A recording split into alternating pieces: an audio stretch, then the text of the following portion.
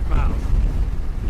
In 2013, Anton Seimon was crisscrossing Oklahoma roads in a minivan. Anton is a scientist who studies tornadoes, and his team saw a huge one out the window. Wait, okay, yeah. Keep going, it's very close. The tornado very close.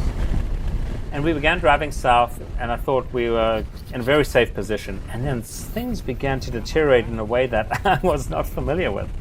All of a sudden, the tornado changed directions. It also ballooned to a much bigger size. Before he knew it, Anton was way too close. The wind began to get very intense, roaring at us as a headwind from the south, probably blowing at least 100 miles an hour. And as these things happen, we're basically engulfed by this giant circulation of the tornado. Wow. You know, a 4-cylinder minivan doesn't do very well in 100 mile an hour headwind, but bless that Dodge Caravan, it got us out of there. All right, we're probably out of danger, but keep going. Nice going, nice going. After Anton made it to safety, all he could see was a gigantic wall of rain. In decades of storm chasing, he had never seen a tornado like this. It was too large to be a tornado. In my head, I was trying to understand what I was looking at, but tornadoes are not this large, you know. This is 10 times larger than a large tornado. So, you know, how does one get one's head around what's going on? It was really, really strange and weird. It wasn't just Anton. He was staring at a tornado that measured more than 2.5 miles wide, the largest ever recorded. And then he thought of something else. I said, this is the first storm that's going to kill storm chasers. And I had no doubt about it. It was terrible. No, it was a horrible feeling. Anton would find out the tornado hit even closer to home than he imagined. He couldn't bring back the people he lost, but maybe studying the tornado and learning lessons for the future could help him find some kind of meaning. I'm Peter Gwin, and this is Overheard at National Geographic, a show where we eavesdrop on the wild conversations we have here at Nat Geo and follow them to the edges of our big, weird, beautiful world. This week, the quest to go inside the most violent storms on Earth, and how a new way of studying tornadoes could teach us to detect them earlier and hopefully save lives.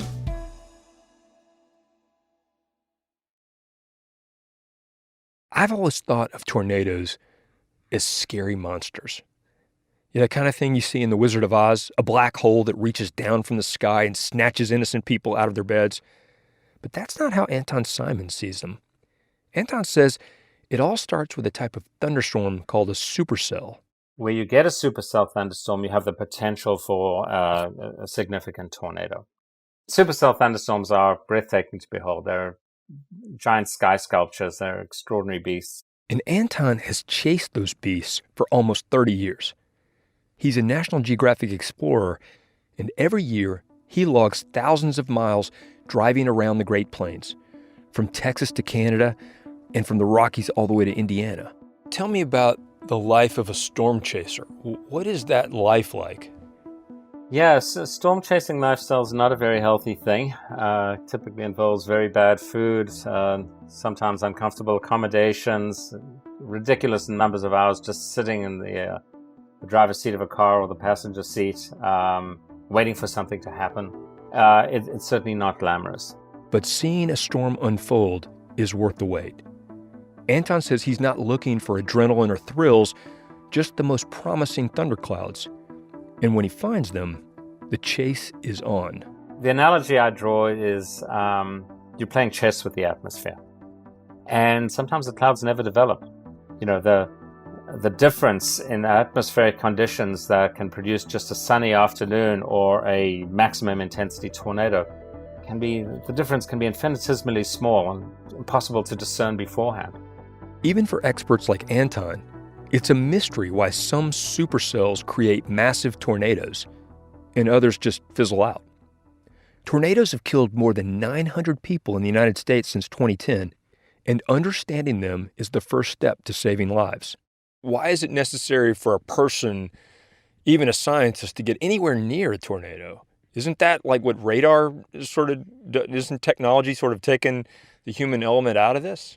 what the radar beam does, a radar sends a signal out. It bounces back off particles, objects, cloud droplets, dust, whatever is out there, and bounces back to the radar and gives information. That works great at cloud level. But Anton says there's one place where things get tricky. At ground level, trees and buildings get in the way of radar beams. That's where all the structures are, and that's where all the human mortality occurs, is right at the surface. So the very place that you would want a radar beam to be giving you the maximum information is that one place that a radar beam can't actually see. So to understand what's happening at ground level, you have to figure out another way to see inside a tornado. And that's not easy. It's weird to think that, towards the end of the 20th century, we had no data at ground level from inside the core of a violent tornado. This is Brantley Hargrove. He's a journalist, and he says for a long time we were missing really basic information, like how fast is the wind at ground level? Is it warm inside a tornado or cool? According to Brantley, scientists could only guess. Structural engineers obviously need to know these things because they need to know, how strong do we need to build this hospital? How strong do we need to build this school? They were just guesses before this. They were just, sort of blank spaces in the equation that nobody had filled in yet. Brantley wrote a biography of Tim Samaras, a self-taught engineer obsessed with filling in those blanks. In the early 2000s, Tim teamed up with Anton Seimon, and Tim built a 2-foot-wide probe painted bright orange. It looked like an alien turtle. He designed the probe to lay flat on the ground as a tornado passed over it and measure things like wind speed and atmospheric pressure. Tim and Anton would track a tornado in their car, and then, Brantley says, Tim would grab his probe and pounce. So walk me through how you put one of those out. Like, how would Tim deploy one of these? So you've got to figure out where this tornado is going to be maybe a minute from now or 2 minutes from now. Really as little as possible to narrow the margin of error. Then you hop out, you grab that probe, activate it. There's a little switch on the bottom. You lay it on the ground, maybe kind of off to the side of the road, and then you hightail it out of there depending on how close the tornado is. Here, take a look. Oh my God, you got a wedge on the ground. Wedge on the ground. Wipe us, please. This is video taken in 2003. Anton and Tim are driving around the Texas Panhandle. They pull over, and not far in the distance, a tornado is heading straight toward them. Raincoat is... Oh my God, that was it. Tim, you got to get out the car and just be careful. Tim was just so remarkably cool under the pressure there. In that particular instant, we were sitting alongside him. I mean, we both were. We were really focused on the task at hand. And the safety element. And then baseball-sized hail starts falling down and banging on the roof and threatening to smash all the windows. All right, how we doing? You've got baseballs falling. Tim, these will take your head off, man. Just swing the thing out. As Anton holds a camcorder in the passenger seat, Tim drops the probe by the side of the road and scrambles back to the car. Then, Tim floors it down the highway. You might actually slow down a bit. No. Okay. We're going to back on your broadside. No, it's just RFP wrapping around. Slow down, Tim. Oh my God. Slow down, Tim. Slow down. It's okay. It's 100 miles an hour. Power line down. Power pole left side, Tim. The power poles could come down here. Power poles are bending. I've never seen that in my life. They're bending. Power balance down. Slow down. Slow down. With 100-mile-an-hour winds knocking power lines right into their path, Tim drives to safety. Anton says just a minute and a half after they fled, the tornado barreled through the exact spot where they pulled over.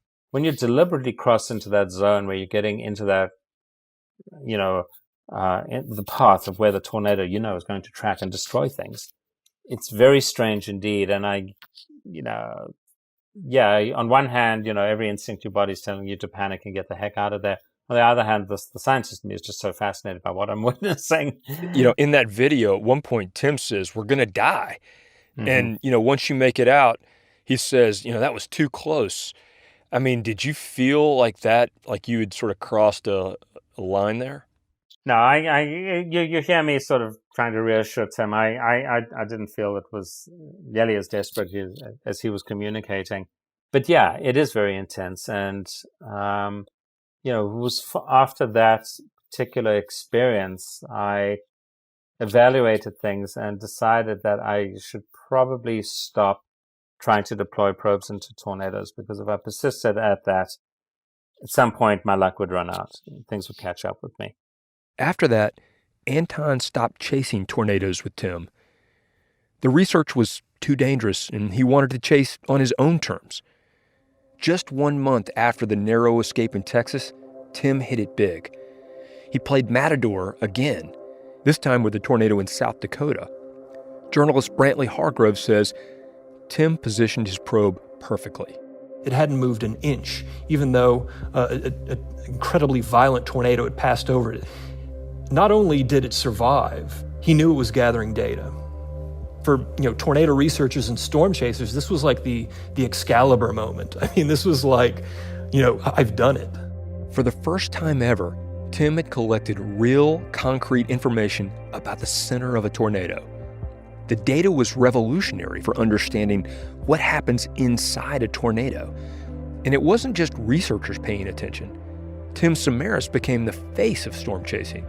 He was featured in a National Geographic cover story, and he also starred in a TV show. Tim's aggressive storm chasing was valuable to scientists and a hit with the public. The only way Tim was able to get these measurements is because he was willing to push it a little bit. And so, you push it long enough, and eventually, it will bite you.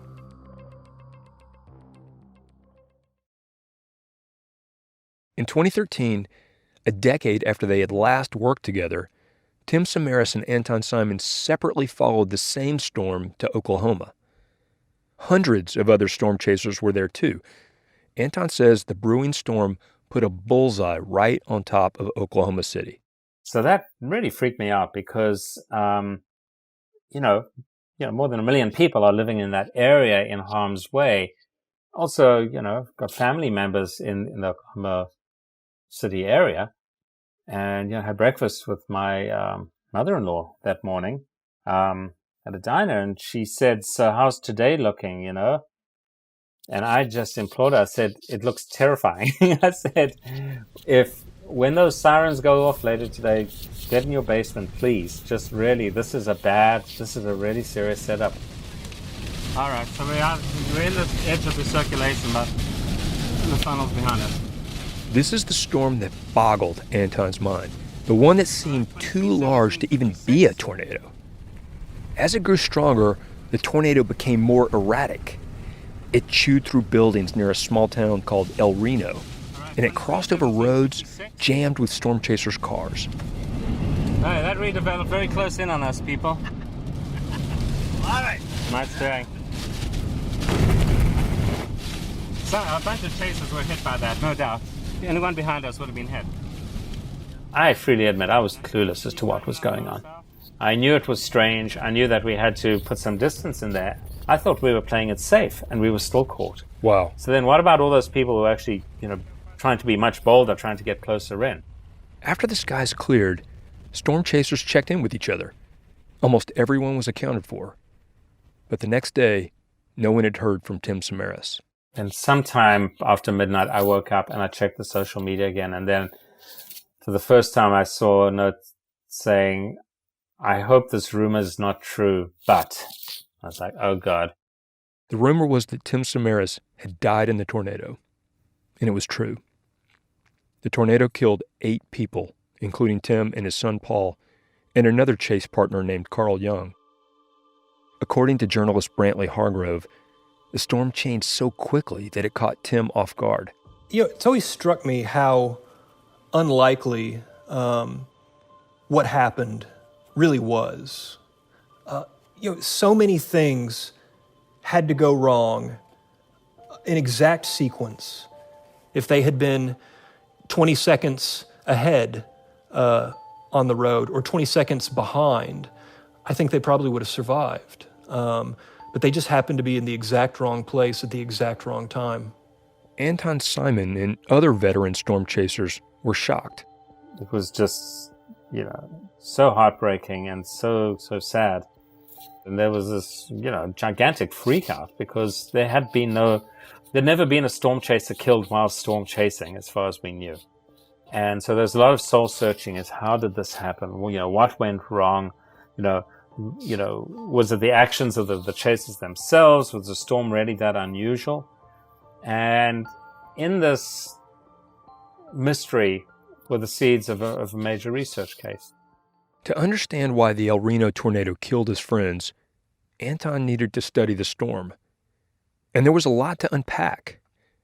The tornado was more than 2.5 miles wide, the largest ever recorded. Its wind speeds of 300 miles an hour were some of the strongest in weather history, and it created some of the biggest hail recorded anywhere, about the size of volleyballs. It had these extraordinary phenomena that said, okay, this is obviously a case worth studying. But there's this whole other angle that kind of, as a storm chasing researcher myself, I felt like I really wanted to study the storm to try to understand what the heck happened here. Since the 1990s, an idea had been rolling around Anton's brain. Maybe he could use video to analyze a tornado at ground level. With so many storm chasers on hand, there must be plenty of video to work with. I came up with a list of 250 individual chasers or chaser groups who were in the vicinity of El Reno on that afternoon, which is kind of amazing. Yeah. And I had no idea how international storm chasing had become. It turns out there were 30 storm chasers from Australia. They'd come out from Australia to chase American storms. Oh my gosh. They were all out there surrounding the storm. So things like that were quite amazing. Anton ended up with dozens of videos, a kind of mosaic showing the tornado from all different points of view. Gathering the material is just the first step. You have to then turn it into scientific data. Now, somebody's home movie is not instantly scientific data. You have to do all sorts of processing to actually make it worthwhile. This was tedious work. First, Anton needed to know exactly where each video was shot, down to a few feet. That's not made easy through things like Google Maps and Google Earth. You can simulate scenes and compare what you see on the video to find the perfect match. Even a vehicle driving 60 miles an hour down a road, we know where that camera was. Next, he needed to know when the videos were happening. For this, Anton relied on something that showed up in every video: lightning. When there are major lightning flashes recorded on video, we can actually go to the archive of lightning flashes from the storm. We know the exact time of those lightning flashes. And we can put together the timeline of all those video clips that we have. Finally, Anton was ready to share his data with the world. He says his videos told the story of the El Reno tornado in a whole new way. We are able to map out the storm in a manner that had never been done before. We have now an archive of imagery of a single storm over a 1-hour period as it goes through the cycle of producing this gigantic tornado and all these other phenomena. You can see it from multiple perspectives and really understand things, how they work. When scientists dug into those videos, they made a huge discovery. Anton published a scientific paper with a timeline of how the tornado formed, and his paper grabbed the attention of another scientist named Jana Hauser. We collect data through a mobile radar, which in our case basically looks like a big cone-shaped dish on top of a relatively large flatbed pickup truck. Jana is a meteorologist at Ohio University. She had also studied the El Reno tornado, and at first, she focused on what happened in the clouds. Jana worked on a scientific paper that also detailed when the tornado formed, but something was off. There was actually a 2-minute disconnect between their time and our time, with their time being earlier than what we had seen in the radar data. 2 minutes. It might not seem like much, but to Jana, this was a major head-scratcher. Why did the tornado show up in Anton's videos before her radar saw it in the sky? She took a closer look at the data. Basically, you were witnessing the birth of this particular tornado. Is that what's going on? Yes, that is exactly what is going on. And what we observed with our eyes, that's what Anton's group did. And then what we saw with the radar analysis was that this tornado very clearly started at or very close to the ground and then suddenly expanded upwards. So picture the first moments of a tornado. Maybe you imagine a scary-looking cloud that starts to rotate, and then a long black tentacle reaches down from the sky. Even though tornadoes look like that, Jana and Anton realized the El Reno tornado didn't actually happen that way. The tornado formed first at ground level, and then it spun up into the clouds. Nobody had ever recorded this happening. From a scientific perspective, it's almost like the missing link, you know? So we have had this theory. We've been able to show this in models, but there has been essentially no or very limited observational evidence to support this. And it wasn't just the El Reno tornado. Jana discovered that other tornadoes formed the very same way. It seems like most tornadoes develop on the ground first. And she says this new information shows a major hole in the way we predict tornadoes. It all goes back to radar. Forecasters can see what's happening at cloud level. But on the ground, we can't actually observe this low-level rotation in 99% of the cases, at least using the technology that's available to the weather forecasters at the National Weather Service or even at your local newsroom. So by the time forecasters detect a tornado and warn people what's coming, the storm could be a few critical minutes ahead. Anton Seimon says it might be time to rethink how we monitor thunderstorms. Maybe part of the problem is we have an over-reliance on technologies which are tracking what's going on in that cloud level and not enough focus on what's going on close to the ground, which of course, what our findings are showing is really where the tornado itself will spin up. Anton wants to fix that. He plans to keep building on the work of Tim Samaras to find out what's actually going on inside tornadoes. And maybe his discoveries could even help protect people in the future. I'd do anything in my power to get my friends back. But given all that has transpired, I feel like we've derived great meaning and great value from this awful experience. And, all these subsequent efforts to understand the storm and for the story to be told as accurately as possible, they're teaching us many things.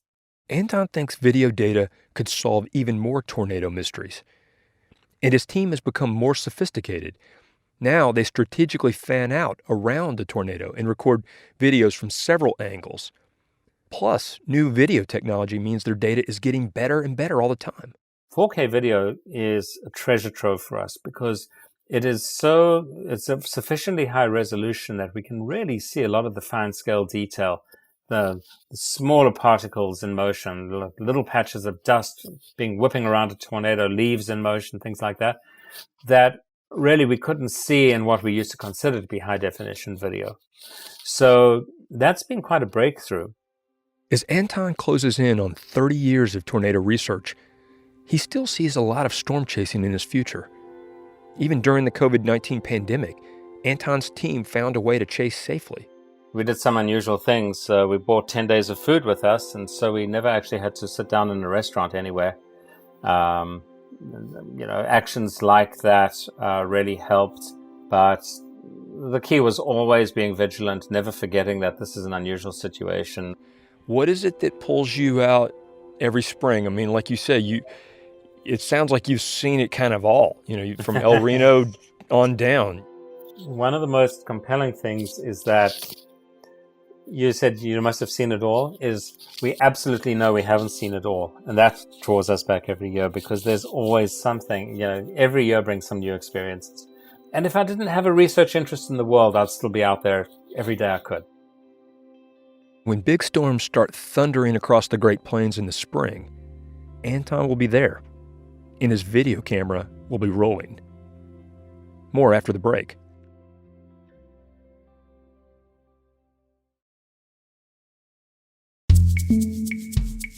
There's something about tornadoes that's completely mesmerizing. You just can't look away, and you can see that for yourself in our show notes. We have links to some of Anton's tornado videos. You can also find out more about tornado science. We have cool graphics and videos that explain how tornadoes form, and some helpful tips to stay safe. There's even a list of emergency supplies to stock up on just in case. And for subscribers, you can read a National Geographic magazine article called The Last Chase. It details why Tim Samaras pushed himself to become one of the world's most successful tornado researchers, and how the El Reno tornado became the first to kill storm chasers. That's in the show notes, right there in your podcast app.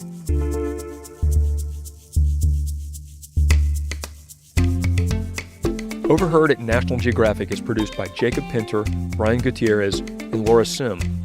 Our senior editor is Eli Chen. Executive producer of audio is Devar Ardalan, who also edited this episode. Our fact checker is Michelle Harris. Hansdale Sue composed our theme music and engineers our episodes. This podcast is a production of National Geographic Partners. Whitney Johnson is the director of visuals and immersive experiences. Susan Goldberg is National Geographic's editorial director. And I'm your host, Peter Gwin. See y'all next time.